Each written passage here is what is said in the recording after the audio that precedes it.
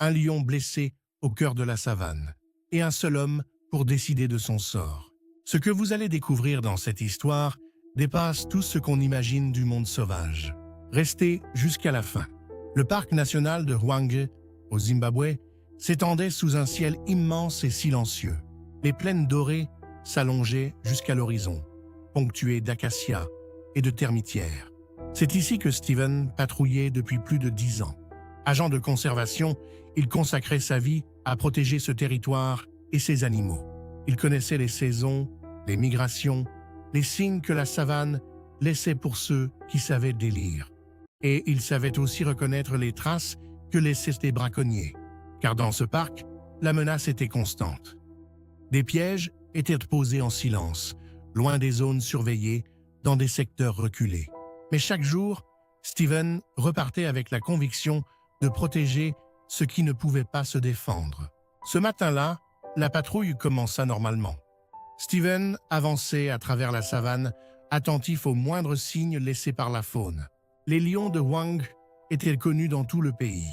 Certains groupes avaient été étudiés et observés pendant des décennies. Mais pour Steven, ce n'était pas une question de science, mais de respect. Ces animaux vivaient ici bien avant lui et il méritait de continuer à le faire.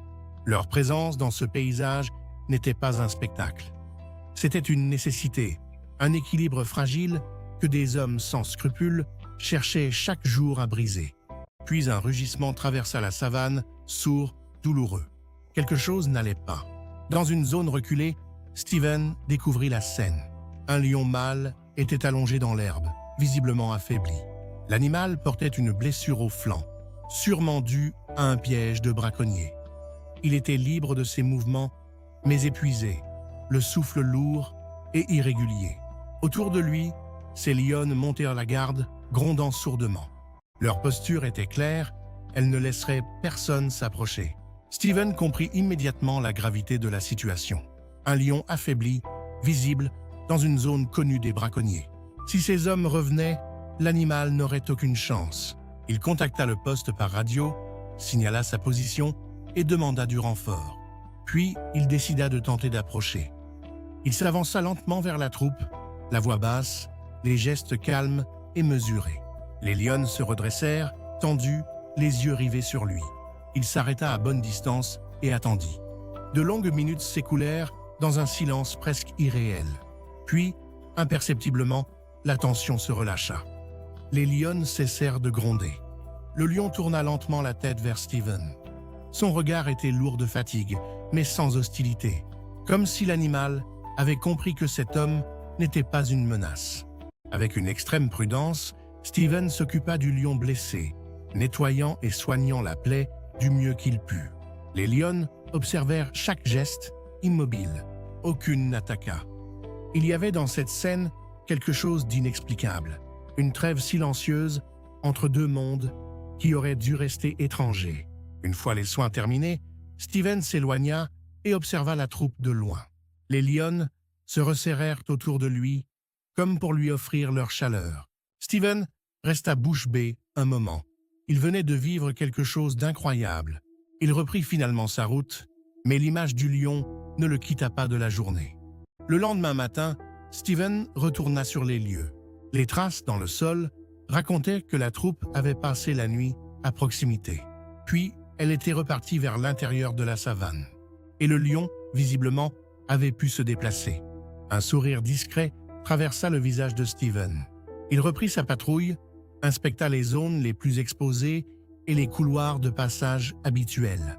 La menace des braconniers pesait en permanence sur ce parc. Les jours passèrent et la savane reprit son rythme ordinaire. Les troupeaux de buffles traversaient les plaines au petit matin dans des nuages de poussière dorée. Les éléphants majestueux se déplaçaient vers les points d'eau. Et au loin, on pouvait parfois apercevoir des girafes, gracieuses et immobiles. Quelques jours plus tard, en fin d'après-midi, Steven s'arrêta lors d'une patrouille. Au sommet d'une colline proche, une silhouette se découpait contre le ciel. Le lion mâle était là, debout, immobile. Ses lionnes étaient allongées autour de lui dans la paix de la fin du jour. L'animal se rétablissait. Steven resta un long moment sans bouger. Ces regards et ce silence partagé entre l'homme et le fauve ressemblaient à une conversation. Les jours suivants, la routine reprit ses droits. Mais quelque chose avait changé dans la façon dont Steven parcourait ce territoire. Il avançait avec une attention différente et plus aiguisée de chaque animal, chaque empreinte. Certains soirs, au loin, il apercevait la troupe sur une hauteur, comme une présence familière au-dessus de la plaine. Et un après-midi, dans un secteur isolé du parc, des traces fraîches de véhicules apparurent sur la piste. Les braconniers étaient de retour. Steven alerta immédiatement les renforts et se mit en route vers le secteur concerné. La savane était silencieuse, trop silencieuse. Les herbes ne bougeaient plus. Les oiseaux s'étaient tus. Au loin, deux hommes dans une clairière ouverte préparaient un nouveau dispositif de capture. Ils n'avaient pas vu le ranger approcher. Soudain, un mouvement dans les herbes hautes les figea sur place. Les lionnes émergèrent lentement de la végétation, encerclant la clairière sans un bruit. Les deux hommes reculèrent, paralysés par la peur.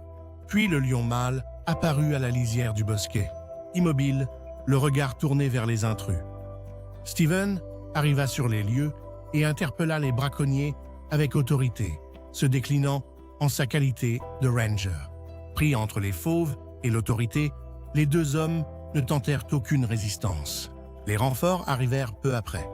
Le matériel fut saisi, les dispositifs neutralisés, les hommes emmenés. Les lionnes avaient disparu dans les herbes. Seul le lion était encore là, à l'orée du bosquet. Il regarda Steven une dernière fois. Puis il pivota lentement et disparut dans la savane. Steven resta immobile, les yeux fixés sur le point où l'animal avait disparu. Dans cet espace, entre les herbes et le ciel, quelque chose de rare venait de se produire. Pas un miracle, mais une vérité simple et ancienne, celle que la nature offre à ceux qui savent l'écouter. Dès lors, chaque patrouille de Steven fut différente. C'était une immersion dans un monde qui lui enseignait chaque jour à respecter et protéger la nature. Il pensait souvent à ce lion allongé dans l'herbe haute, à ces lionnes qui avaient choisi de lui faire confiance, à ce regard posé sur lui depuis le sommet d'une colline, comme un remerciement silencieux. La savane de Wang continuait de vivre, indifférente au temps qui passait. Les lions chassaient, les éléphants marchaient vers les points d'eau, les oiseaux traversèrent le ciel en silence. Et au milieu de tout cela, un homme avançait chaque jour avec la certitude que son travail avait un sens. Certains hommes passent leur vie à chercher un sens à ce qu'ils font. Steven, lui, l'avait trouvé un matin dans l'herbe haute, face à un lion qui avait choisi de lui faire confiance. Ce lien-là, tissé dans le silence de la savane, ne pouvait appartenir qu'à eux deux.